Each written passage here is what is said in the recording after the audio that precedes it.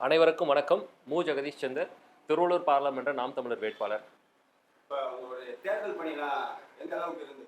30 நாட்களாக களத்தில் தொடர்ந்து கோடையினும் பார்க்காம தொடர்ந்து 30 நாட்களாக தொடர்ந்து பயணிச்சிருக்கோம். இது வந்து ஒரு தனிநபர் மட்டும்தானு கிடையாது. ஒவ்வொரு தொகுதியிலும் 50லேருந்து 60க்கு மேற்பட்ட உறவுகள் வந்து அவங்க வேலையை விட்டுட்டு, மகளிரும் ஆண்களும் காலையில் 8 மணிலேருந்து இரவு 10 மணி வரைக்கும் இது வந்து ஒரு அயராத உழைப்பு கொடுத்துருக்காங்க. மற்ற கட்சிகள் போல் காசு கொடுத்து வேலைகளை செய்யாமல் ஒவ்வொரு இடத்துலையும் சிக்கனமாக எவ்வளோ பண்ண முடியுமோ சிக்கனம் பண்ணி நம்மளே வந்து பல விஷயத்த கீழ் மட்டம் வரைக்கும் இறங்கி வேலையை பார்த்துருக்கோம். இது வந்து ஒரு பெரும் கடும் உழைப்பு. இந்த உழைப்புக்கேற்ற வெற்றி கிடைக்கலனாலும் ஒரு குறைஞ்சபட்சமான இந்த 8% வாக்குகளை சதவீதத்தை பெற்று சின்னம் உறுதிப்படுத்த முடியுன்ற ஒரு விஷயம் வந்து ரொம்ப மனநிறைவோட முடிச்சிருக்கோம். கஷ்டங்கள் இருந்தாலும் இதை வச்சு இப்போதைக்கு நாங்கள் களைப்பாறிக்கிட்டு இருக்கோம். சின்னம் கிடைத்தது வந்து ஒரு 20 நாட்களுக்குள்ள தான் உங்களுக்கு அந்த சின்னம். ஆமாம். அதுக்கு முன்னாடி நீங்கள் வந்து எந்த சின்னம் கொண்டு போனீங்க மக்கள்கிட்ட? அதுக்கப்புறம் அந்த சின்னத்தை எப்படி நீங்கள் திருப்பி மக்கள்கிட்ட போய் சேர்ந்தீங்க? தேர்தல் ஆரம்பிக்கும் போது என்ன சின்னம்ன்ற ஒரு பெரும் குழப்பம் இருந்தது. நிறைய இடத்துல வந்து விவசாய சின்னத்தையும் நாங்கள் அச்சடித்து வச்சுருந்தோம். ஆரம்பத்தில் அதை கொடுத்துட்டு இருந்தோம். ஒரு கட்டத்தில் வந்து இந்த சின்னம் இழுபறி 10 நாட்களுக்கும் தொடர்ந்து போனதுனால எங்கள் அண்ணனே சின்னமாக நிறைய இடத்துல பார்த்தீங்கன்னா அண்ணனுடைய படத்தை மட்டுமே வச்சுட்டு வாக்கு சேகரிச்சுட்டு இருந்தோம். கடைசி ஆமாம், சீமானின் சின்னம் என்ன, போஸ்டர் வந்து எங்கள் சின்னம் என்ன, அண்ணன் தான் எங்கள் சின்னம், இது போல் நிறைய விஷயங்களை வச்சு நாங்கள் வாக்கு சேகரிச்சுட்டு இருந்தோம். கடைசியில் தான் மைக் சின்னம் வந்தது. இந்த மைக் சின்னத்துலேயே இருக்கக்கூடிய பிரச்சனை என்னன்னு பார்த்தீங்கன்னா, ஆங்கிலத்தில் மைக்குன்னு சொல்லும்போது எல்லாருக்கும் போய் சேர்ந்துடும். அது ஒளிவாங்கின்னு சொல்லும் போது ஏதோ ஒரு புதிய அந்நிய பாஷை மாதிரி மக்கள் ஒளிவாங்கியா அப்படின்னான்ற ஒரு அதுக்கான விளக்கத்தை கொடுக்கறதுலேயே எங்களுக்கு வந்து நிறைய நேரங்கள் போயிருந்தது. இதே வந்து ஒரு தமிழில் இது தமிழாக்கம் பண்ணாமல் அது மைக்குன்னே இருந்திருந்ததுன்னா எங்களுக்கு இன்னும் ஈஸியாக இருந்திருக்கும். நாங்கள் மக்கள்கிட்ட போய் சேர்க்கும் போது ஒவ்வொரு வாட்டியும் ஒளி வாங்கி இன்னும் மைக் சின்னத்தில் வாக்கு போடுங்க அப்படின்னு கேட்குற மாதிரி தான் இருந்தது. அதுவே ஒரு பின்னடைவாக தான் இருந்ததுங்க. நீங்கள் ஒளி வாங்கி அப்படியே மைக்கா அப்படின்ற மாதிரி கூட நீங்கள் மக்கள்கிட்ட போய் சேர்த்துருக்கீங்கன்னு வச்சுக்குவோம். ஆனால் அதுக்கு முன்னாடி வந்து நீங்கள் சீமானின் சின்னம் என்ன அப்படின்றத வந்து நீங்கள் புகைப்படமாவோ துண்டறிக்கையாவோ இந்த மாதிரி மக்கள்கிட்ட போய் கொடுத்ததோ, மக்கள் கண்ணுக்கு முன்னாடி அவங்க பார்த்ததும் அது ஒரு உங்களுக்கு வாக்கு கிடைக்க வாய்ப்பு இருந்ததுங்களா? அது இல்லை, இந்த சின்னம் இல்லாமல் போனதுனால ஊடகங்கள் யாருமே நாம் தமிழர் கட்சி வந்து இந்த தேர்தலில் காட்டலை, புறக்கணிச்சிருக்காங்க. இது ஜனநாயகத்தில் வந்து இது ஒரு கேவலமான ஒரு விஷயம். இது மும்முனை போட்டியாக தான் இது வரைக்கும் காட்டியிருந்தாங்க. குறிப்பிட்டு சொல்லணும்னா நியூஸ் 18 சேனலை தவிர்த்து மற்ற எல்லா தொலைக்காட்சிகளும் வந்து எங்களை ஒரு கேலி பொருளாக தான் யூஸ் பண்ணிட்டு இருந்தாங்க. மற்றவை அப்படின்னு சொல்கிறதோ, இது 4 முனை போட்டியில் 3 முனை போட்டி என்று சொல்கிறதோ, பேட்டிகள் எடுத்தாலும் அதை வந்து எடிட்டிங் டீம் வந்து அதை புறக்கணிச்சது. இது தொடர்ந்து நடந்துட்டு இருந்தது. மக்கள்கிட்ட போய் சேரும்போது பார்த்தீங்கன்னா இதில் கை சின்னமோ திமுக கூட்டணி, இது அடுத்து வந்து பார்த்தீங்கன்னா அதிமுக கூட்டணி, பாஜக கூட்டணி இப்படி தான் காட்டியிருக்காங்க. அதையும் தாண்டி எங்களை புறக்கணித்தாலும் மக்கள் வந்து 8% போட்டிருக்கிறது வந்து பார்த்தீங்கன்னா இது ஒரு பெரிய வெற்றி. உண்மையிலேயே வந்து மெயின் ஸ்ட்ரீம் மீடியா எங்களை காட்டியிருந்தால் கண்டிப்பாக எங்களுக்கு 3லேருந்து 4% வாக்குகள் கண்டிப்பாக கூட வந்திருக்கும். இது வந்து ஒரு அரசியலில் இது சாதாரண விஷயம்தான். ஏன்னா அவங்க எல்லாருமே வந்து ஒரு பெரும் முதலாளிக்காக வேலை பார்க்கக்கூடிய கம்பெனிஸ் தான். பிஜேபிக்கு ஆதரவாக ஏகப்பட்ட தொலைக்காட்சி நிறுவனங்கள், திமுகவுக்கு ஆதரவாக அவங்களுடைய குழுமம், அதிமுகவுக்கு ஆதரவாக அவங்களுடைய குழுமம். எங்களுக்கு வந்து பார்த்தீங்கன்னா நாங்கள் எளிய பிள்ளைகள், எங்களுக்கு வந்து சேட்டலைட் டிவிலாம் கிடையாது. எங்களுக்கு இருக்கக்கூடிய ஒரே ஒரு டெக்னாலஜி அப்படின்னு பார்த்தீங்கன்னா யூடியூப் தான். யூடியூப் மட்டும் இல்லாமல் இருந்தால் இந்தியான்ற ஒரு தேசம் எப்போவோ ஒரு சர்வாதிகாரிகளுக்கு கையில் சிக்கிய நாடாக இருந்திருக்கும். ஏன்னா அவங்க காட்டுறது மட்டும்தான் நியூஸு, அவங்க காட்டுறது மட்டும்தான் செய்தி. உண்மையை பொய்னும் மாற்ற முடியும், பொய்யை உண்மையும் மாற்ற முடியும். இது வரைக்கும் நடந்த பல விஷயத்தை வந்து மறைக்கிறதுக்கு இந்த மீடியாக்கள் வந்து நிறைய உதவிகள் பண்ணியிருக்காங்க. காட்ட வேண்டியதை ஈழத்தில் நடந்த விஷயத்தையும் காட்டாமல் போயிருக்காங்க. இப்போ பெரும் போராட்டங்கள் நடக்கும்போது அது சாதாரண விஷயமா கடத்திட்டு போயிடுவாங்க. தேவையில்லாத உப்புச்சப்பு இல்லாத விஷயத்த ஊதி பெருசாக்குவாங்க. ஊடக பலம் அப்படின்றது வந்து நமக்கு வந்து ஒரு பெரிய பின்னடைவாக இருக்குது. அதையும் தாண்டி உறவுகள் வந்து தன் கையில் இருக்கக்கூடிய கைபேசியோ இல்லை கேமராக்களை வச்சுக்கிட்டோ யூடியூப் சேனல் மூலியமாக தான் நம்ம இந்த மக்கள்கிட்ட போய் பெரும் அளவில் போய் சேர்ந்துருக்கோம். உண்மையை சொல்ல போகணுன்னு பார்த்தீங்கன்னா ஊரில் இருக்க நிறைய பாட்டிகள்லாம் கூட இன்டர்வியூலாம் பார்த்தேன்ப்பா, நம்ம டிவியில் காட்டல, சன்னில் காட்டல, ஜெயலா காட்டல, பெரிய தொலைக்காட்சிகள் எல்லாம் காட்டல, ஆனால் யூடியூப்பில் போய் மக்கள்கிட்ட போய் சேர்ந்துருக்கோம். இது வந்து ஒரு பெரிய மாற்றத்திற்கான ஒரு விஷயமா எடுத்துக்கிறோம். நமக்கு கொடுக்கப்பட்டிருக்க அந்த சின்ன வாய்ப்புகளை நம்ம வந்து நல்லாவே பயன்படுத்தி தான் இந்த இடத்துல வேலை செஞ்சுருக்கோம். இப்போ நீங்கள் வாங்கியிருக்க இந்த வாக்கு நம்மளுக்கு சரியாக வந்திருக்கு அப்படின்னு நினைக்கிறீங்களா? இல்லை, உண்மையை சொல்ல போனால் எதிர்பார்த்தது ரெட்டை இலக்கு 10% கண்டிப்பாக வந்திருக்கும்னு எதிர்பார்த்தது. இலக்கு ஜாஸ்தியா இருக்கணும் வாக்கு அப்படின்னு நினைச்சிருக்கீங்க? வெற்றிக்காக நாங்கள் எல்லாருமே கடுமையாக உழைச்சோம். வெற்றின்றது வந்து உடனே நடக்க போகிறது கிடையாது. நாங்கள் வந்து இப்போ ஆட்டத்தில் 5வது 6வது இடத்துல இருக்கோம். நிறைய இடத்துல அங்கேருந்து ஓடிக்கிட்டு இருக்கோம். 3 2 தாண்டி தான் 1 வரும்ன்றது எல்லாருக்குமே தெரிஞ்ச விஷயமா இருந்தாலும், எங்களுக்கு வந்து வெற்றி அடையணுன்ற ஒரு லட்சியத்தோட ஓடினாலும் கூட தெரியும் இது வந்து நாங்கள் வந்து கண்டிப்பாக வெற்றி வராது அப்படின்னு தெரிஞ்சாலும் கூட எவ்வளோ அதிகமாக சதவீதத்தை எடுக்க முடியுமோ அவ்வளோ சதவீதத்தை எடுக்கணுன்றதுக்காக கடுமையாக உழைச்சோம். ஒரு சில இடத்துல வந்து மக்கள் வெற்றிக்கு கொடுப்பாங்கன்னு ஒரு ஆசை இருந்தது. ஆனாலும் அது நம்ம அறிவுக்கு தெரியும் அது கொஞ்சம் வாய்ப்புகள் வந்து ஒரு 50க்கு 50 தான் அப்படின்னு இருந்தாலும் கூட எதிர்பார்த்தோம். ஆனால் கிடச்சிருக்கிறது வந்து ரொம்ப திருப்தியா அப்படின்னு கேட்டால் கிடையாது. இன்னும் ஒரு 2-3% நம்ம அது இன்னும் அதிகம் கிடச்சிருந்துருக்கலாம். எப்பவுமே சொல்கிறது போல் சட்டியில் இருக்கிறதா கரண்டியில் வரும்னு சொல்லுவாங்க. நமக்கு போட்ட உழைப்புக்கு இது பலனாக நான் எடுத்துக்கிறேன். வேறு மாதிரி சொல்லணும்னா இன்னும் நம்ம வந்து மாற்றி யோசிக்க வேண்டியது இருக்குது. இன்னும் நிறைய விஷயத்தை வந்து நம்ம இம்ப்ரூவ் பண்ணிக்க வேண்டியது இருக்குது. களத்தில் மக்கள்கிட்ட இன்னும் நிறைய மக்கள்கிட்ட போய் சேர்க்க வேண்டியது இருக்குது. நமக்கு இருக்கக்கூடிய ஒரே ஆப்ஷன் இதுதான். மற்றவங்கள சொல்கிறது போல் நீங்கள் ஒத்தைக்கு வாங்கன்னு கூப்பிட முடியாது, கூட்டணி இல்லாமல் வாங்கன்னு சொல்ல முடியாது. இந்த இந்திய அரசியலில் கூட்டணி தான் அவங்களுக்கு இருக்கக்கூடிய சக்ஸஸ் ஃபார்முலா. நீங்கள் கூட்டணியாக இருக்க ஒரு கூட்டத்தை போயிட்டு நீங்கள் சிங்கிள்ஸ் வாங்க நம்ம மோதிக்கலாம் அப்படின்னு சொல்கிறதுக்கு பதிலாக நமக்கு இருக்கக்கூடிய ஆப்ஷன் தனித்தே போட்டி போடுறோம். கூட்டணிக்கு நம்ம வந்து பெருசாக அதுக்கு நமக்கு வந்து உடன்பாடுகள் இல்லை அப்படின்றது இருந்தாலும் இன்றைய சூழ்நிலையில் வந்து நமக்கு அந்த தனித்தே தான் நம்ம போட்டி அப்படின்றது தான் இது வரைக்கும் நம்ம பயணிச்சிருக்கோம். ஊடகமும் இல்லை. அப்போ நமக்கு இருக்கக்கூடிய நம்ம கண்ட்ரோலில் இருக்கக்கூடிய விஷயம் ஒன்று மட்டும்தான், உழைக்கிறத தவிர்த்து வேறு வழி கிடையாது. களத்தில் போய் மக்களை சந்திக்கிறத தவிர்த்து வேறு வழி கிடையாது. ஒவ்வொரு பொறுப்பாளரும் ஒவ்வொரு உறுப்பினரும் வேட்பாளரும் இந்த தேர்தல் முடிந்த பிறகு மக்கள்கிட்ட போயிட்டு அவங்களுக்கு நேரடி பலன் கொடுக்கக்கூடிய சில விஷயத்தை நம்ம செய்யணும். நம்மளால் அவங்க ஒரு பெனிஃபிட் ஆயிருக்காங்க அப்படின்ற ஒரு விஷயம் நடக்கும் பட்சத்தில் நம்ம கண்டிப்பாக அடுத்த இலக்கை வந்து ரொம்ப ஈஸியாக நடக்க முடியும். சிங்கிள்ஸ் வாங்க, கூட்டணி எல்லாம் கலைச்சிட்டு நீங்கள் சிங்கிள்ஸ் வாங்க, நாங்கள் 8 வச்சுருக்கோம் ஜெயிச்சிடலாம் அப்படின்றதெல்லாம் யதார்த்தத்தில் நியாயமாக இருந்தாலும் கூட அவங்க வரமாட்டாங்க. அப்போது என்ன பண்ணலாம் அப்படின்னு பார்த்தீங்கன்னா, ஒரே வழி போராடணும். இன்னும் களத்தில் இன்னும் 2 மடங்கு 3 மடங்கு உழைக்கணும். இந்த தேர்தல் வந்து அதுக்கு வந்து ஒரு சிறப்பு உதாரணமாகவே இருந்திருக்கு. எல்லா இடத்துலையுமே நம்ம ஒரே வாக்குகள் வாங்கலை. எங்கெங்கெல்லாம் வந்து களம் நமக்கு ரொம்ப சிறப்பாக களமாடி இருக்காங்களோ அங்கெல்லாம் வாக்கு சதவீதங்கள் வந்து பார்த்திங்கன்னா பர்சன்டேஜ் கூடியிருக்கு. இதனால் வந்து வாக்கு சதவீதம் குறைஞ்ச இடத்துல வந்து வேலை செய்யலன்னு சொல்ல வரல. அங்கே களங்கள் வேறு மாதிரி இருந்திருக்கலாம். மற்ற இடத்தெல்லாம் விட்டுட்டு நம்ம இடத்துல பார்ப்போம். திருவள்ளூர் பார்லமெண்ட் தொகுதியிலேயே வந்து 6 தொகுதிகள் இருந்தது. 2 இடத்துல நம்ம வந்து 2% வாக்கு ஏறி இருக்கோம். சில இடத்துல வந்து 1% வாக்கு ஏறி இருக்கும். சில இடத்துல வாக்கு சதவீதம் குறைஞ்சிருக்கு. அப்போது வந்து இந்த குரோத்தோ இல்லை இந்த மாற்றம் வந்து பார்த்திங்கன்னா ஒரே மாதிரி சமநிலையாக யூனிஃபார்மாக இல்லை. வழக்கத்தில் இந்த இன்ஜினியரிங்கில் சொல்கிற மாதிரி இன்புட்டுக்கு ஏற்ற அவுட்புட்டு தான். இந்த சட்டியில் என்ன நம்ம போடுறோமோ அதுதான் வந்து எடுக்கவும் முடியுன்றதுனால எங்கெங்கெல்லாம் உழைப்பை போட்டிருக்காங்களோ அங்கெல்லாம் வந்து வந்திருக்கு. இதை வேறு விதமாக எப்படி எடுத்துருக்கலாம்னா, நம்ம குறைஞ்சிருக்க இடத்துல நம்மளுடைய எதிரிகள் இன்னும் உழைப்பை போட்டிருக்காங்க மாதிரி தான் எடுத்துக்கணும். இல்லை, இப்போ நீங்கள் வந்து உங்கள் மனசில் நினச்சிருக்கலாம்ல, அதாவது விவசாய சின்னம் இருந்தால் கூடுதல் கொஞ்சம் வாக்கு வாங்கியிருக்கலாம் அப்படின்னு நீங்கள் நினச்சிருக்கீங்களா? கண்டிப்பாக 100%. ஏன்னா போயிட்டு நம்ம ஒவ்வொரு வாட்டியும் மைக்குன்னு சொல்லும்போது தூரத்துலேருந்து கேட்கும்போது பார்த்தீங்கன்னா கைன்னு தான் கேட்டுச்சு. நீங்கள் இது வந்து மிகைப்படுத்தியெல்லாம் சொல்லலை. வாகனம் பார்த்தீங்கன்னா 10 வாகனம் போகும்போது 10வது வாகனம் நம்ம வரும்போது அவங்க மைக் அப்படின்னு சொல்லும்போது அந்த உச்சரிப்பில் பார்த்தீங்கன்னா அது வந்து கை அங்கே கூப்பிட்டே கேட்பாங்க, நீங்கள் எது கை சின்னத்துக்கு வாக்கு கேட்குறீங்க? நம்ம வந்து புரட்சி வணக்கம் சொல்லிட்டே வாக்கு கேட்கறதுனால இவங்க கை சின்னம் தான் போல இருக்குது அப்படின்ற மாதிரி ஒரு புரிதல் இருந்தது. 2வது இந்த மைக்கு சின்னத்தை கூட மைக் சின்னம் இன்னும் ஒலி வாங்கி அப்படின்னு சொல்கிற ஒரு சூழ்நிலை நமக்கு இருந்தது. ஏன்னா பேலட் பேப்பரில் பார்த்தீங்கன்னா ஒலி வாங்கின்னு தான் இருக்குது. ஆங்கிலத்தில் வந்து மைக்குன்னு இருந்தாலும் தமிழ் படிக்க தெரியாத பாட்டியெல்லாம் இருக்காங்க அப்படின்னா அவங்களுக்கு வந்து ஒலி வாங்கி தான். அப்போது அந்த இடத்துல அந்த ஒலி வாங்கி அப்படின்றதையும் நம்ம சொல்ல வேண்டிய கட்டாயம் இருக்குது. இதே விவசாயியாக இருந்தால் பிரச்சனை இல்லை, பச்சை துண்டு ஒன்று போட்டுட்டு விவசாயின்னு சொல்லி ஈஸியாக ஓட்டு கேட்டிருக்கலாம். என்னுடைய தனிப்பட்ட கருத்து பார்த்தீங்கன்னா, விவசாயி சின்னம் நமக்கு இருந்திருந்தால் இன்னும் 2% வாக்குகள் இந்த தேர்தலே கிடச்சிருக்கும். இன்னும் குறிப்பிட்டு சொல்லணும்னா, இந்த விவசாயி சின்னத்தை வச்சு இந்த தேர்தலில் 80,000 ஓட்டுகள் வந்திருக்கு.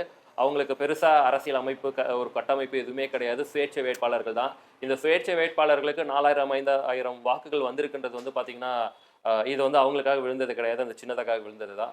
அதையும் நம்ம சைடில் சேர்த்துக்க வேண்டிய சூழ்நிலை தான் இருக்குது. விவசாய சின்னம் இருந்திருந்தால் கண்டிப்பாக நல்லா இருந்திருக்கும். இதை திட்டமிட்டு பறிச்சிருக்காங்களான்னு கேட்டால் ஆமாம், நம்ம சில இடத்துல தவறுகள் பண்ணியிருந்திருக்கலாம்.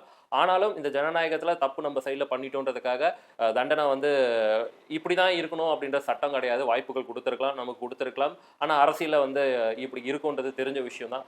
அதையும் நம்ம தாண்டி களம் ஆடி இருக்கோம். அடுத்த நமக்கு 8% வந்ததுனால சின்னத்தை பற்றி இனி கவலைப்பட தேவையில்லை. அங்கீகரிக்கப்பட்ட கட்சி, நமக்கு அது வந்து ஒரு பெரிய பலம். எல்லா மீடியாக்களும் நம்மளை புறக்கணிக்க முடியாது, விட்டுட்டு போக முடியாது. நம்ம இஷ்டப்படுற சின்னம் நமக்கு வந்து இந்த தேர்தலில் நல்ல ஒரு நல்ல குறிப்பிட்ட காலகட்டத்துக்கு முன்னாடியே கிடச்சிடும். சிறப்பாக வேலை பார்க்க முடியும். இப்போ நீங்கள் களத்துக்கு போய் வாக்கு கேட்குறீங்க. வாக்கு கேட்குறப்போ மக்கள் வந்து உங்கள்கிட்ட கோரிக்கை வச்சுருக்காங்களா? இல்லை நீங்கள் மக்கள்கிட்ட வந்து நாங்கள் வந்தால் இது பண்ணுவோம் அது பண்ணுவோம், ஏன்னா மக்கள் அதுதான் நிறைய எதிர்பார்க்குறாங்க. ஒன்று பணம் அப்படின்ற ஒரு கான்செப்ட் போயிடுறாங்க சில இடத்துல வயதானவங்க. மக்களை போய் சந்திக்கும் போது அவங்க நிறைய இடத்துல வந்து சிரிக்கிற மாதிரி தான் செஞ்சுருந்தாங்க. நீ என்னப்பா பண்ணுவேன்னு தான் கேட்டாங்க. அவங்க எதிர்பார்க்கக்கூடியது அந்த இடத்துல ஒரு 200 300 கொடுத்துட்டு போக மாட்டோமா அப்படின்றது அவங்க கேட்டுட்டாங்களா? உண்மையிலேயே கேட்டிருக்காங்க. மக்கள் வந்து போகும்போதே என்ன பண்ணுவ அப்படின்னு ஏகப்பட்ட பாட்டிகள் கேட்டிருக்காங்க. நாங்கள் போயிட்டு இந்த துண்டுச்சீட்டு கொடுக்கும்போது என்னப்பா பண்ணுவ, எதோ கொடுத்துட்டு போங்க அப்படின்னு இருக்காங்க. ஆமாம், ஒரு இடத்துல குறிப்பிட்டு சொல்லணும்னா பொன்னேரி தொகுதியில் ஒரு சின்ன கிராமத்தில் உள்ளே போயிட்டு இருக்கோம். அவங்க வந்துட்டு கை சின்ன தானே கொடுத்துட்டீங்களா, 200 போட்டுறேன் அப்படின்னு சொன்னாங்க. அப்போ தான் தெரிஞ்சது ஓகே இவங்க வந்து கை சின்ன வந்து 200 கொடுத்துருக்காங்க அப்படின்ட்டு. அவங்களுக்கு வந்து நம்ம பிரச்சனை என்னன்னு பார்த்தீங்கன்னா அந்த பொழுதை கிடைக்கணும். ஒரு 200 இருந்துச்சுன்னா ஒரு 2 நாள் சாப்பிட்லான்றது தான் அவங்களுடைய ஆதங்கம். ஏன்னா இந்த ஒரு தேர்தல் ஜனநாயகப்படி நடக்கலை, மக்கள் நலனுக்காக நடத்தப்படலை. யாரோ ஒருத்தன் நிற்கிறான், யாரோ ஒருத்தன் ஜெயிக்கிறான். இந்த 5 லட்சம் வாக்குகள் வாங்கி ஜெயிச்சுட்டு போனவங்க தமிழ்நாட்டுக்கு எத்தனை வருஷம் கழிச்சு வருவாங்கன்னு யாருக்கும் தெரிய போகிறதில்ல.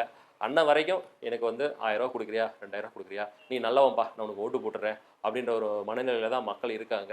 இது மாறாத வரைக்கும் கஷ்டம்தான்.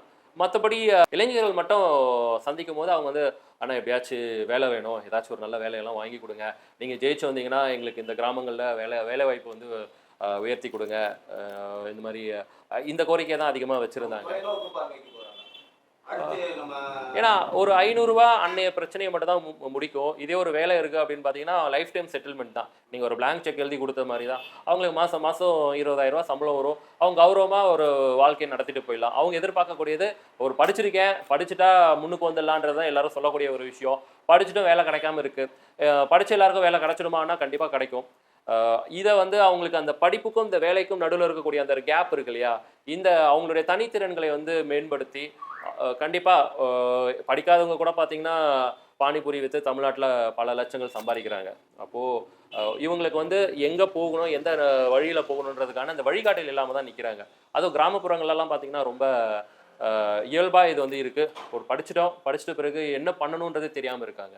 ஒரு அரசாங்கம் முன்னாடியெல்லாம் பார்த்தீங்கன்னா நம்ம 10வது முடிச்சுட்டு பிறகு போயிட்டு இந்த எம்ப்ளாய்மெண்ட் எக்ஸ்சேஞ்சில் க்யூவில் நின்று பதிவெல்லாம் பண்ணுவோம். இப்போ அந்த மாதிரி விஷயம்லாம் போயிடுச்சு. குறைஞ்சபட்சம் இவங்களுக்கு ஒரு தனி திறனை மேம்படுத்துகிற மாதிரி பயிற்சிகள் கொடுக்கலாம். அவங்க போயிட்டு ஒரு தனியார் நிறுவனத்தில் வேலை பார்த்து சம்பாதிக்கிறதுக்கு பண்ணலாம். நீங்கள் கவர்மெண்ட் வேலை கூட கொடுக்க தேவையில்லை. அவங்கள வந்து எம்ப்ளாயபிள், அதாவது அவங்கள வந்து வேலை பெறக்கூடிய தகுதியை வந்து நம்ம பெற்றுக் கொடுக்க வேண்டியது இந்த அரசாங்கத்தின் கடமை, கல்வி நிறுவனங்களின் கடமையாக இருக்குது. ஆனால் அது நடக்கிறது இல்லை. ஏன்னா சிட்டியை பற்றி தான் நம்ம பேசிக்கிட்டு இருக்கோம். இதே நீங்கள் ஒரு கிராமத்தில் இந்த மாதாவரம் தொகுதி தாண்டி நீங்கள் வெளியே போயிட்டீங்க அப்படின்னு பார்த்தீங்கன்னா எல்லாமே வந்து ரூரல் ஏரியா தான். கவர்மெண்ட் ஸ்கூல் மட்டும் தான் இருக்குது. அப்படி எங்கேன்னு எதாவது பார்த்தீங்கன்னா ஒரு சின்னதாக ஒரு ப்ரைவேட் ஸ்கூல் இருக்குது. அப்போது ஒரு ப்ரைவேட் ஸ்கூல் வந்து இந்த தமிழ்நாட்டில் இருக்க எல்லாருடைய தேவையும் ஃபுல்ஃபில் பண்ணிவிடுமா அப்படின்னா முடியாது. அப்போது அரசு பள்ளிகள் வந்து இந்த இடத்துல தேவைப்படுறாங்க. தரமான அரசு பள்ளிகள் வேணும்.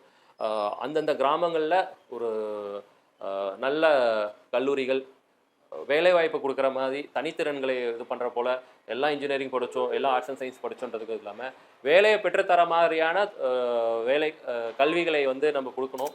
இதை வந்து ஒரு முக்கியமான மக்கள்கிட்ட இருக்கக்கூடிய ஒரு பிரச்சனையாக நான் பார்க்குறேன். வேலை வாங்கி கொடுத்துட்டா அவங்க பொழைச்சிட்டு போயிடுவாங்க. இதுதான் வந்து இருக்கக்கூடிய ஒரு விஷயம். 500 1000 தாண்டி ஒரு இளைஞர்களுக்கு வேலை வாங்கி கொடுத்துட்டால் அந்த இடத்துல நான் இந்த தேர்தல் முடிஞ்சு இதுக்கப்புறம் நம்ம பயணிக்கக்கூடிய முக்கியமான ஒரு விஷயம்னு பார்த்தீங்கன்னா கண்டிப்பாக இந்த 2026 2029 தேர்தலில் அடுத்த தேர்தலை சந்திக்கிறதுக்குள்ள ஒரு தகவல் தொழில்நுட்ப பாசறை பொறுப்பாளராக குறைஞ்சது ஒரு 500 பேருக்கு வேலை வாங்கி கொடுக்கணுன்ற ஒரு உறுதிமொழி எடுத்திருக்கேன். இதை நோக்கி கண்டிப்பாக பயணிக்கும். தேர்தல் நேரத்தில் தேர்தல் பரப்புரை அந்த மாதிரி இருக்கிற காலகட்டத்தில் உங்களுக்கு வந்து அதாவது பரப்புரையில உங்களுக்கு அச்சுறுத்தல் மாதிரி ஏதாவது நடந்ததா? கண்டிப்பாக அந்த மாதிரி எந்த பெரிய விஷயங்களும் இல்லை. ஏன்னா முன்னாடி நம்ம இடையூறுகள். இடையூறுகள் வந்து பார்த்தீங்கன்னா, உண்மைய சொல்லப்போனா இல்ல. இது வந்து மிரட்டுறதோ, ஐயோ! நீங்க வந்து இங்கக்குள்ளலாம் வரக்கூடாது அப்படின்ற மாதிரிலாம் இல்ல. அந்த அந்த லெவலெல்லாம் நம்ம கடந்து வந்துட்டோம். நாம் தமிழர் கட்சி வந்து சாதாரண லெட்டர் பேட் கட்சி கிடையாது. வேட்பாளர் மேலயோ, இல்ல பொறுப்பாளர் மேலயோ சின்னதா ஒரு ஒரு ஒரு ஏதோ ஒரு சலசலப்பு நடந்தால் கூட, ஆயிரக்கணக்கான உறவுகள் வந்து அடுத்த 10 மணி நேரத்தில வந்து இறங்கிடுவாங்கன்னு தெரியும். பல பிரச்சனைகள் நம்ம இதுக்கு முன்னாடி பார்த்துருப்போம். ஈரோடு இடைத்தேர்தல் என்ன நடந்துச்சுன்னு தெரியும். அவங்க ஒருத்தர் வந்தாங்கன்னா, காசு குடுத்துட்டு 1000 பேர கூட்டிட்டு வரணும். நமக்கு ஒரு 10 ஃபோன் கால் பண்ணா 100 பேர் வந்துருவாங்க. அதுல வந்து அவங்க எதிராளிகள் வந்து தெளிவா தான் இருக்காங்க. இவங்கள டச் பண்ணனா நமக்கு வந்து பெரிய பிரச்சனைகள் இருக்கும் அப்படின்றனால நம்மள எங்கேயும் பெருசா சீண்டி பார்க்கல. இடையூறாக வந்து இத பண்ணக்கூடாது, அத பண்ணக்கூடாதுன்னு பார்க்கல. நமக்கு வந்து இடையூறா இருந்தது வந்து பார்த்தீங்கன்னா, இந்த காசு மட்டும் தான். சிரிக்கிற காந்தி தாத்தா மட்டும் தான் வந்து அவங்க நம்ம கஷ்டப்பட்டு மைக்க புடிச்சு கத்து கத்துன்னு கத்துனாலும் அவங்க சிரிச்சுட்டே ஜாலியா வந்து காசு குடுத்துட்டு போயிடுறாங்க. இதுதான் இங்க நடந்தது. நீங்க கேட்டது போல மிரட்டல்களோ, அச்சுறுத்தல்களோ எதுவுமே கிடையாது. நாம் தமிழர் கட்சி அங்கீகரிக்கப்பட்ட கட்சியா ஆயிடுச்சு. இதை நீங்க எப்படி கொண்டாடுறீங்க நாம் தமிழர் கட்சி பிள்ளைங்க? கண்டிப்பா கொண்டாட வேண்டிய சூழ்நிலைகள் தான். இந்த தேர்தல்ல நடந்ததிலேயே பல அ ஏற்றுக்கொள்ள முடியாத விஷயங்கள் இருந்தாலும், வாக்கு சதவீதம் குறைஞ்சிருக்கு. இன்னும் நிறைய ஓட்டுகள் வாங்கியிருக்கலாம். ஒரு சிலர் வெற்றி பெற்றிருக்கணும். இது இவ்வளோ எதிர்பார்ப்புகள் இருந்து ஏமாற்றங்கள் இருந்தாலும், இந்த 8% வாக்கு வாங்கியிருக்கிறதுன்றது ரொம்ப சந்தோஷமான விஷயம் தான். உண்மையிலேயே வந்து இந்த தேர்தல் முடிஞ்சு ஒரு 2 நாள் கழிச்சு திரும்பி பார்க்கும்போது, பரவால்ல குறைஞ்சபட்சமா இதுவாச்சும் கிடைச்சிருக்கே அப்படின்றது ஒரு விஷயம் தான். ஆ கொண்டாடுற அளவுக்கு இது வந்து நாங்க இவ்வளோ கம்மியா எதிர்பார்க்கல உண்மையா சொல்லப்போனால். இன்னும் நாங்க பெருசா எதிர்பார்த்தோம். 8% கிடைச்சு ஒரு மினிமம் ஒரு சின்னம் கேரண்டியா இருக்குன்றது வந்து ஒரு சந்தோஷமான விஷயம். இது இல்லாமல் மத்தவங்க வந்து நம்மள வந்து எப்படி பார்க்க ஆரம்பிச்சிருக்காங்கன்றத பார்க்க வேண்டியது இருக்கு. உண்மையிலேயே எல்லாம் பயப்பட ஆரம்பிச்சுட்டாங்க. ஏன்னா அவங்களுக்கு தெரியும் இந்த 8% வாக்கு வந்து பார்க்கறதுக்கு வேணா சாதாரண ஒரு 8 நம்பரா இருந்தாலும் கூட, தனித்து அவங்க நின்னாங்கன்னா எல்லாருக்குமே 15 கூட வராது. இதுதான் வந்து விஷயம். அது 15ல அவங்க காசு குடுக்காம நின்னாங்கன்னா தேறவே மாட்டாங்க. இதுதான் கள நிலவரம். அப்போ அவங்களுக்கு தெரியும். இவங்க வந்து இந்த 8%ன்றது நீங்க எவ்வளோ கோடி ரூபாய் குடுத்தாலும், இந்த 8லேருந்து இவங்க வாங்கக்கூடிய வாக்குகளை வந்து விலைக்கு வாங்க முடியாத வாக்குகள் தான். தொடர்ந்து நாம் தமிழரோட இந்த அண்ணா காலத்துல திமுகவுக்கு கிடைச்ச வாக்குகள் மாதிரி, இப்ப நமக்கு கிடைக்கக்கூடிய வாக்குகள். இது வந்து தொடர்ந்து பயணிச்சுட்டே தான் இருக்கும். அப்போ நம்மளுடைய ஃபவுண்டேஷன் வந்து அப்படியே ஸ்ட்ராங் ஆயிட்டே வருது. 1, 4, 7, 8.5% அப்படின்றதெல்லாம் வந்து பார்த்தீங்கன்னா, ஒரு பெரிய விஷயம். இதோட இன்னும் மக்கள் மாற்றத்தை எதிர்பார்க்கக்கூடிய மக்கள் வந்து வரும்போது, அது நம்ம ஐயா ரவீந்திர துரைசாமி சொல்றது போல, ஆம் ஆத்மி எஃபெக்ட் நடக்கிறதுக்கு ரொம்ப ஒரு ஒரு தேர்தல் போதும். உத்தரப்பிரதேஷ்ல வந்து பிஜேபி தோப்பாங்கன்னு எதிர்பார்க்கவே இல்லை அவங்க. ஆனால் மக்கள் அப்படி திருப்பி போட்டாங்க. 26 தேர்தலில் மக்கள் வந்து நாம் தமிழருக்கு வாய்ப்பு கொடுப்போம்னு முடிவு பண்ணிட்டாங்கன்னா அவ்வளோதான், மெஜாரிட்டி தான் நம்ம. கண்டிப்பாக அது வந்து ஒரு பெரிய விஷயம் கிடையாது. 10லேருந்து 20%, 25% போகிறதுக்கு வந்து ரொம்ப நேரம் ஆக போகிறது கிடையாது. இன்று வந்து விஜய் அவர்கள் வந்து வாழ்த்து அண்ணன் விஜய் நாம் தமிழர் கட்சிக்கு வாழ்த்து சொல்லியிருக்கிறது வந்து ரொம்ப சந்தோஷமான விஷயம் தான். அவர் வந்து நம்மளுடைய வெற்றியை அங்கீகரிச்சிருக்காரு. இது நமக்கு எவ்வளோ சந்தோஷத்தை ஏற்படுத்துதோ அதை விட பல மடங்கு வந்து உடன்பிறப்புகள் வந்து வயிற்றுச்சலை உருவாக்கியிருக்கு. ரொம்ப காண்டில் இருக்காங்க. 40க்கு 40 நாங்கள் செஞ்சுரி அடிச்சிருக்கோம். எங்களுக்கு வாழ்த்து சொல்லாமல் இந்த விஜய் ஜோசப் என்ன நாம் தமிழர் கட்சிக்கு வாழ்த்து சொல்கிறாருன்னு கடுப்பில் இருக்காங்க. அது இயல்பாக இருக்கிற விஷயம்தான். அவருக்கு தெரியும் நேர்மையாக வாக்கு வாங்குறது எவ்வளோ கஷ்டன்றதா அவருக்கு தெரியும். ஒரு நட்பாக அவர் வந்து சொல்கிறாரு. உங்களுக்கு ஏன் சொல்லணும் அப்படின்னு நீங்கள் முதல்ல யோசிக்கணும். காசு கொடுத்து விட்டடிச்சு பாஸ் ஆகிட்டு நான் 100 மார்க் எடுத்தேன்னு சொல்கிற மாதிரி தான் நீங்கள் உங்களுடைய வெற்றி.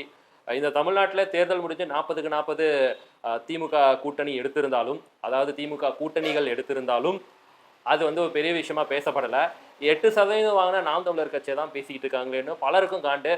வழக்கமாக இருக்கக்கூடிய நம்ம ஐயா சுபவி அவருக்கு காண்டு இருக்குது. இந்த யூடியூப் ப்ரூட்டஸ், அந்த பேடு லேபர்ஸ் இருக்காங்க இல்லையா, திமுகவுடைய அவங்களுடைய ஐடி விங், அவங்க எல்லாருமே வயிற்றுச்சலில் கடுப்பில் இருக்காங்க. நம்ம மண்ணோட மண்ணாக போயிடுவோம் அப்படின்னு அவங்க எதிர்பார்த்தாங்க. ஆனால் நம்ம வந்து பார்த்திங்கன்னா மீண்டும் மீண்டும் அப்படியே முளைச்சி ஆலமரம் மாதிரி வந்துக்கிட்டு இருக்கோம். 1, 4, 6, இப்போ 8 ஜீர்ணிச்சிக்க முடியல. பாவம் கஷ்டமாக தான் இருக்குது. நம்ம படுற வாக்குகள் கம்மியாக வந்திருக்குன்னு நமக்கு ஒரு கஷ்டம் இருந்தாலும், இவங்க படுறதை பார்க்கும்போது எனக்கு வந்து அது ரொம்ப இதுவாக தான் இருக்குது. 8%க்கே இவ்வளோ காண்டாகி சாகுறாங்களே அப்படின்ற போது, இன்னும் நம்ம வந்து ஒரு 12% எடுத்திருந்தால் இவங்க செத்தே போயிட்டு இருப்பாங்க அப்படின்ற ஒரு கஷ்டம் மட்டும் இருக்குது.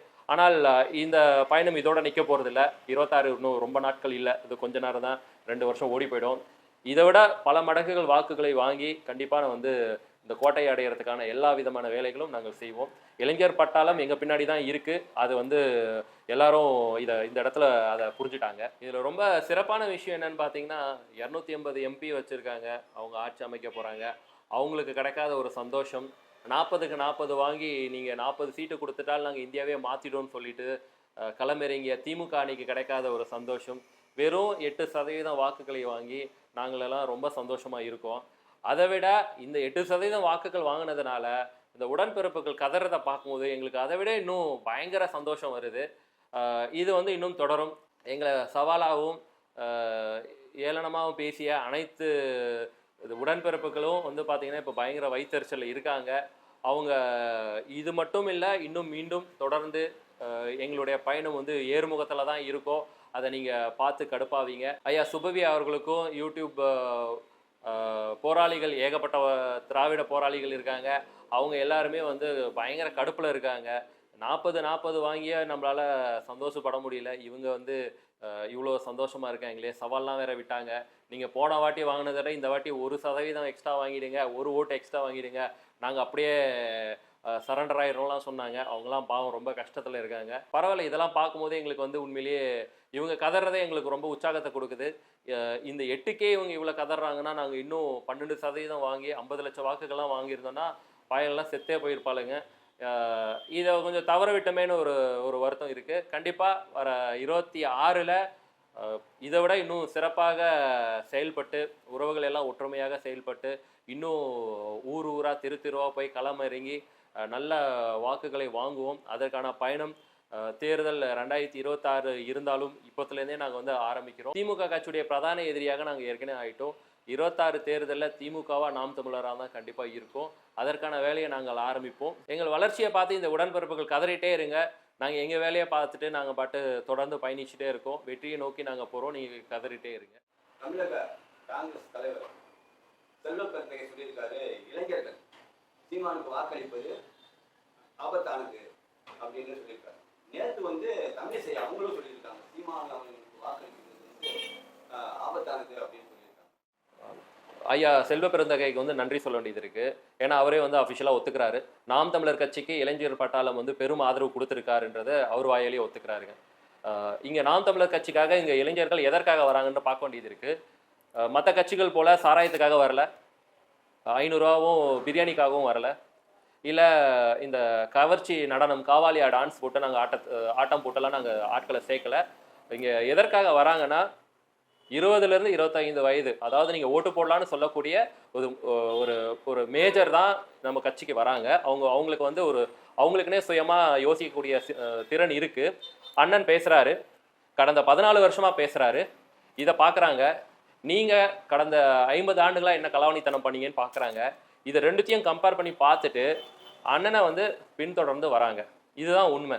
இதில் வந்து நாங்கள் எதுவும் வசியம் பண்ணி மயக்க வச்சுலாம் இங்கே கூட்டுட்டு வரல. தம்பிகள் வராங்க அப்படின்னும் போது அவங்க ஒரு பெரிய மாற்றத்தை கொண்டு வரணுன்ற ஒரு நோக்கத்தோடு வராங்க.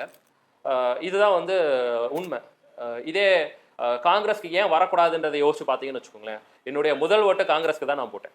2004 எனக்கு ரொம்பவே பிடித்த பிரபலம் ராஜீவ்காந்தி அப்படின்னு தான் என் வீட்டில் வளர்த்து வச்சுருந்தாங்க. காங்கிரஸும் திமுகவும் 2 கண்ணுன்ற மாதிரி வளர்த்துருந்தாங்க. ராஜீவ்காந்தி அவருக்காக 2004 நான் ஓட்டு போட்டிருந்தேன். ஆனால் அந்த 18 வயதை தாண்டின பிறகு நம்ம போயிட்டு இந்த சூழ்நிலைகள் என்னென்ன நடந்திருக்கு, இந்த வரலாறெல்லாம் பார்க்கும்போது தான் தெரியுது காங்கிரஸுடைய ஃப்ராடுத்தனம். சீக்கியர்களை கொன்னது, 8000 சீக்கியர்களை கொன்னிருக்காங்க. அடுத்து இலங்கையில் அமைதி காக்கிறேன்னு சொல்லிட்டு 22,000 உயிர்களை கொல்றதுக்கு இவங்க ஒரு பெரும் காரணமாக இருந்திருக்காங்க. இலங்கையில் போர் நிறுத்தம்னு ஒரு ட்ராமா போட்டு கிட்டத்தட்ட ஒரு 1.5 லட்சம் பேரை கொன்னிருக்காங்க. அதுக்கு இவங்க தான் காரணம். இவங்க அந்த ஒரு போலியான போர் நிறுத்தத்தை அறிவிக்காமல் இருந்தால் அந்த யுத்தம் பாட்டு போயிட்டு இருந்திருக்கும், அது நடந்திருக்கும். இதுக்காக வர சொல்கிறாங்களா? காங்கிரஸ்க்குன்னு ஏதாவது ஒரு கொள்கை இருக்கா? இந்த கொள்கைக்காக நீங்கள் வாங்கப்பா கண்டிப்பாக அப்படின்னு சொல்லுங்கள், நான் யோசிக்கிறேங்க. உங்களுக்குன்னு ஏதாவது ஒரு கொள்கை இருக்கா? கிடையாது. அவங்களுக்கு இருக்கக்கூடிய விஷயம் கூட்டணி சேர்க்கணும்.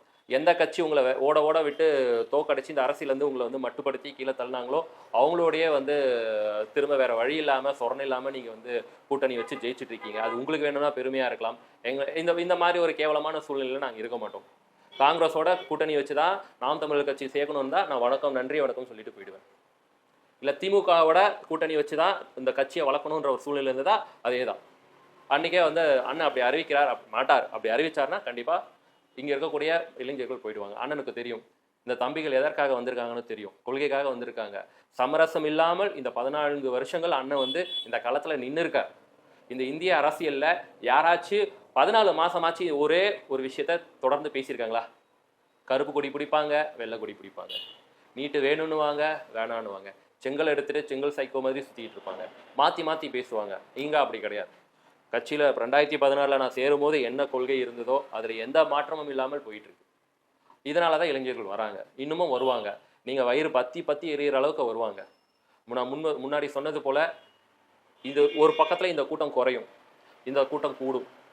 அப்போ பார்த்தீங்கன்னா நீங்கள் சொல்லக்கூடிய இந்த சதவீதங்கள்லாம் வந்து பார்த்தீங்க ஒரு தனி பெரும்பான்மையோட அரசியல் அமைக்கிற ஆட்சி அமைக்கிற சூழ்நிலைகள் மிக விரைவில் தமிழ்நாட்டில் வரும்.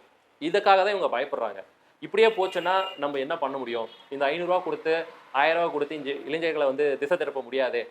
இந்த பழைய ஆட்களை வந்து நீங்கள் அப்படியே வச்சுட்டீங்க. கேன்சர் மாதிரி அவங்களுக்கு அந்த விஷயம் ஊறி போச்சு, அவங்கள மாற்ற முடியாது. இப்போ இருக்க இந்த நவீன கால இளைஞர்களுக்கு 500 ரூபான்றது ஒரு பெரிய விஷயம் இல்லை. அவன் சாதாரணமாக ஒரு சினிமாவுக்கு போகணுன்னா டிக்கெட் 200 ரூபா, பாப்கார்ன் 200 ரூபா, பார்க்கிங் சார்ஜ் 50 ரூபா. 500 ரூபா இல்லாமல் அவங்களுக்கு வந்து ஒரு படத்தையே பார்க்க முடியாது. அப்படி தான் நீங்கள் வச்சிருக்கிறீங்க. அப்படி இருக்க ஒரு காலத்தில் நீங்கள் வளர்த்துட்டு அவங்களுக்கு ஒரு 500 ரூபா கொடுத்து என் பின்னாடி வாங்கடானா வரமாட்டாங்க. கொள்கைக்காகவும் அடுத்த தலைமுறைக்காகவும் தான் அவங்க வந்து வேலை பார்ப்பாங்க. அதனால வந்து அவங்க பதறது வந்து ரொம்ப நியாயமான விஷயம்தான். ஆமாம், அவங்க தோத்த கவலையில் இருக்காங்க பாவம். கவர்னர் பொறுப்பெல்லாம் வேற விட்டுட்டு இங்கே எம்பியாக நின்று இருந்தாங்க. குறைஞ்சபட்சம் அவங்களாச்சும் ஜெயிச்சிருந்துருக்கலாம். தனிப்பட்ட நபராக பார்க்கும்போது எனக்கு அவங்கள ரொம்ப பிடிக்கும். ஆனால் பிஜேபியில் இருக்கிறாங்க அப்படின்னும் போது அப்படின்ற மாதிரி தான் இருக்கும். ஆமாம், தமிழிசை சொன்னது வந்து பார்த்திங்கன்னா பெருசாக நம்ம எடுத்துக்க தேவையில்லை. ஏன்னா அவங்களே வந்து ஆளுநர் பதவியை விட்டுட்டு இங்கே வந்தாங்க ஜெயிக்கலான்னு சொல்லிட்டு அவங்க கொஞ்சம் மன கஷ்டத்தில் இருக்காங்க. இப்போ வந்து பாஜக 11 புள்ளி சில்லறை வாங்கியிருக்காங்க, நாம் தமிழர் 8 புள்ளி சில்லறை வாங்கியிருக்காங்க. ஆனால் பாஜக வந்து 2ஆம் இடம் அந்த மாதிரி ஒரு சூழ்நிலைக்கு சொல்ற மாதிரி அவங்க நாங்கள் தான் முன்னாடி இருக்கோம் அப்படின்றாங்க. இது வந்து தேர்தல் ஆணையத்துன்னு இருக்கக்கூடிய அந்த ஃபார்முலா விதிப்படி அவங்க சொல்கிறதெல்லாம் ஏற்றுக்கலாம். ஏன்னா கூட்டணி கட்சியாக ஒரு 2 கட்சி சேர்ந்து நிற்கிறாங்க. இவங்க 20 இடத்துல நின்றுருக்காங்க, இவங்க 10 இடத்துல நிற்கிறாங்க. 20 இடத்துல இவங்க எவ்வளோ வாக்குகள் பெற்றாங்களோ அதை தான் அவங்க சொல்லுவாங்க. இவங்க 10 இடத்துல வாக்குகள் பெற்றாங்களோ அதை தான் சொல்லுவாங்க. ஆனால் உண்மையிலேயே பார்க்கும்போது மக்களுக்கு தெரியும் இந்த 20 இடத்துல இவங்க ஓட்டு மட்டும் தானேனா கிடையாது. இந்த மொத்த கூட்டணியுடைய கட்சி தான். அந்த 11% கூட பார்த்தீங்கன்னா அந்த அவங்க நின்ன தொகுதியில் பாஜக கூட்டணிக்கு கிடைச்ச வாக்குகள் தான். நீங்கள் அதை வந்து உங்களுடைய உண்மையான வாக்கு நீங்கள் நினச்சிக்கிட்டு நீங்கள் ஏமாந்து போக வேணான்றது பாஜக காரங்களுக்கு கொடுக்கக்கூடிய ஒரு என்னுடைய அட்வைஸாக நான் வச்சுக்கிறேன்.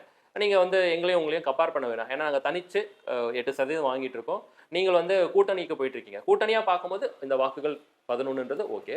நாங்கள் தனிச்சு நின்று இருக்கோம். எங்களை வந்து இது எங்களுக்கு மட்டும்தான் விழுந்திருக்க வாக்குகள் நாங்கள் 100% சொல்ல முடியும். ஆனால் இது வந்து பார்த்தீங்கன்னா உங்களுடைய கூட்டணியில் இருந்த எல்லா கட்சிகளுக்கும் சின்ன சின்ன கட்சிகளுக்கும் 500, 1000 விழுந்த வாக்குகள் தான். அதை நீங்கள் பிரித்து பார்க்க முடியாது. இது வந்து ரெண்டுமே கம்பேரபிளே கிடையாது. கம்பேர் பண்ணால் அது வேஸ்ட் தான், டைம் வேஸ்ட் தான். முதல்வரையாக வணக்கம். உங்ககிட்ட இல்லாத ஐடிவிங்க ஆட்களே கிடையாது. ஏகப்பட்ட கமெண்ட்ஸு ஃபேஸ்புக்கு, ட்விட்டர், இன்ஸ்டாகிராம் எதை திறந்தாலும் இதை தான் கேட்டுட்ருக்காங்க. நீங்கள் பார்த்தீங்களா இல்லைன்னு தெரியல. நான் வேணா ஒரு வாட்டி உங்களுக்காக சொல்லிடுறேன். இந்த 500 ரூபாய்க்கு சிலிண்டர் தரேன்னு சொல்லியிருந்தீங்க, 75 ரூபாய்க்கு பெட்ரோல் கொடுக்குறேன், நீங்கள் 65 ரூபாய்க்கு டீசல் தரேன்னு சொன்னீங்க. இதெல்லாம் எப்போ அமலுக்கு வரப்போகுதுன்னு சொல்லி ஒரே கமெண்ட்டில் போட்டு தாளிக்கிறாங்க. எப்போ தர போகிறீங்க? உடனே வருமா இல்லை இதுவும் இந்த மகளிர் உரிமை தொகை போல் 2 வருஷம் 3 வருஷம் ஆயிடுமா?